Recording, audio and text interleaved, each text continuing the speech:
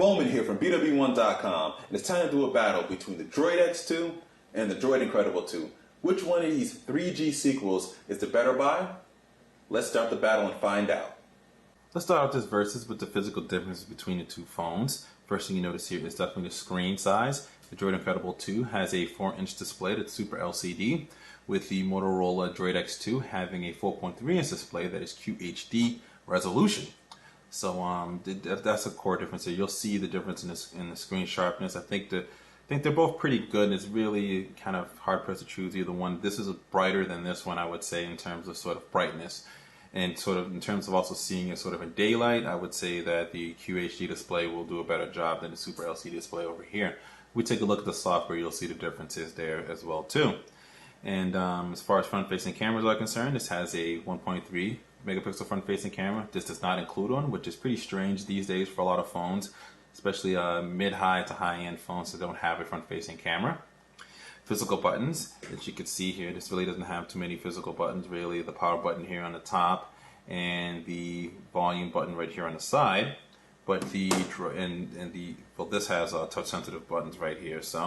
But the DROID X, actually DROID X2, has physical menu keys right here at the bottom. It has a button here at the top for power and the buttons right here on the side as well for volume.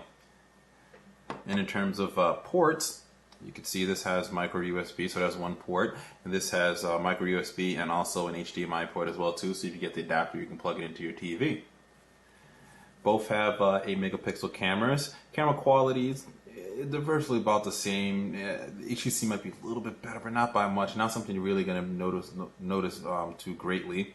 And they both have dual LED flash, and both can record 720p video as well too. And they both have this nice little soft sort of finish right here on the back of them as well too. About the same thickness as you can see between the two of them. It's probably a little bit, the DROID Incredible 2 maybe just a little bit thicker. When you get to the hump up here that the DROID X has, that's where the DROID Incredible 2 becomes thinner. But relatively about the same thickness. In terms of weight, about the same. It's a little bottom heavy weight right here on the DROID Incredible 2. This is a little bit lighter. Build quality, this feels a little bit more of a solid device versus the DROID X2, which doesn't feel cheap at all, but feels a little bit plasticky, but this feels very solid. Alright. And internally, they both have newer versions of their processors. This has a 1 GHz Snapdragon processor, it's the latest version of it. This has the Nvidia Tegra 2 dual-core processor inside of it. This processor definitely is faster and is better for gaming as well too, and overall battery performance, and definitely in the Tegra 2 processor here versus the Snapdragon processor, which pretty much gives you the standard Android battery life, and you can see improved speeds, but it's not going to be that great of a difference than what you see here in the Tegra 2 chip inside the DROID X2. Power these both on. We'll take a look at the software. Alright, so like that. They both come with their own sort of customization up top of Android 2.2. This has HTC Sense, which you see in a lot of HTC devices. It's pretty typical. It's a little long in the tooth, but pretty much the standard stuff that you would see. Inside of it, you have your app drawer, standard Verizon apps. This has the same thing as well too, categorized a little bit differently. Has the HTC Keyboard. I'll show you that. You can see there it has HTC Keyboard. You'll see here this gives you a couple different options for a keyboard for the DROID X2. And the DROID X2 has a Don't Call Me Moto Blur interface on top of it here. And you have the same sort of menu options as well too. From download, you go to all of your applications there.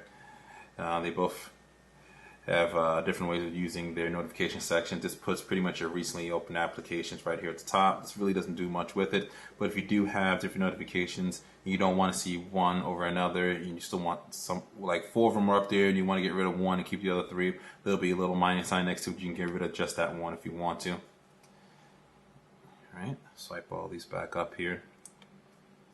Moto Blur has pretty much the same widgets. Well, it's not Moto Blur, they don't want you to call them Moto Blur anymore, but you have the widgets and things like that. Both of these have their different scenes, so let's say we want to change the different thing. They call it profiles in Motorola, and they have scenes in HTC Sense, so we want to go from the Verizon scene, let's go to the travel scene, and we'll change this to, let's go to work. And you can see you got different backgrounds, different layouts, and different widgets available as well too. And you can already see as I'm kind of swiping through here, the speed is as far as both are pretty much the same. I would say like there's a little bit of lag you'll notice inside of the DROID Incredible 2, but it's very minimal. But just the fluidness of the Tegra 2 processor inside of favorite graphics is and just overall responsiveness is definitely better inside the DROID X2. The DROID X2's keyboard, we'll bring that up. And you have options from the standard multi-touch keyboard, but you can also choose swipe as well too. I'm pretty sure you could probably get swipe installed on the DROID Incredible 2 as well too, but it just doesn't come pre-installed.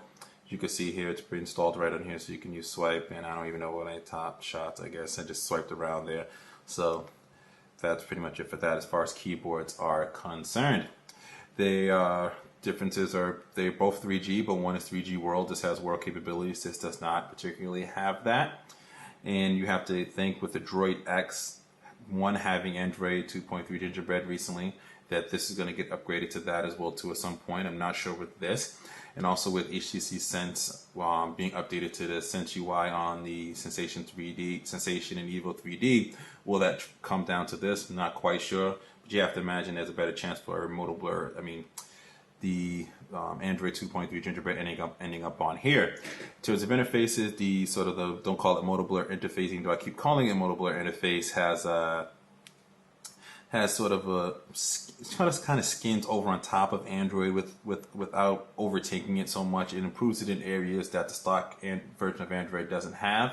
And HTC Sense is pretty much a complete overlay over it. You really don't recognize it. You pretty much see all of HTC Sense and pretty much what they've put in and what they've customized with it there. So that's pretty much it for sort of the software. As far as battery life is concerned, it's definitely better on the DROID X2, especially with the battery manager and the Tegra 2 processor. The battery life is really, really good with this. And this is pretty much a standard affair in the DROID Incredible 2.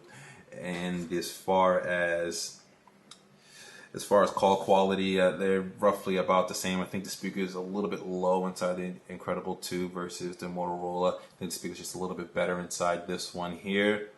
But yeah, that's pretty much differences between the two phones. Oh, let's talk about screen. You can see the two screens there. You can see that this is a brighter screen. This is still pretty sharp, but I kind of like the brightness and the QHD display with this particular screen there. So that's pretty much what you see here between the DROID X and DROID X2 and the DROID Incredible 2. So out of these two, which one is the winner in this battle? Definitely the DROID X2 is the winner here. It's definitely a better sequel and a more improved sequel over its original versus DROID Incredible 2, which is a decent sequel, but not that much improved over its original. If you don't need global roaming capabilities, which the DROID Incredible 2 has, you're pretty much, it's really going to be set with the DROID X2. It's got the faster processor, it's got a better screen on it, I think overall better build quality, just overall a better 3G ready device versus the DROID Incredible 2. So this is Bowman here from BWOne.com reminding you, subscribe to our YouTube page here, follow us on Twitter, become a fan of our Facebook fan page. Also check the link in the description where all social media be at. Also the link to this particular post, we have a write-up with pictures as well too. And always remember to live your tech world in high definition.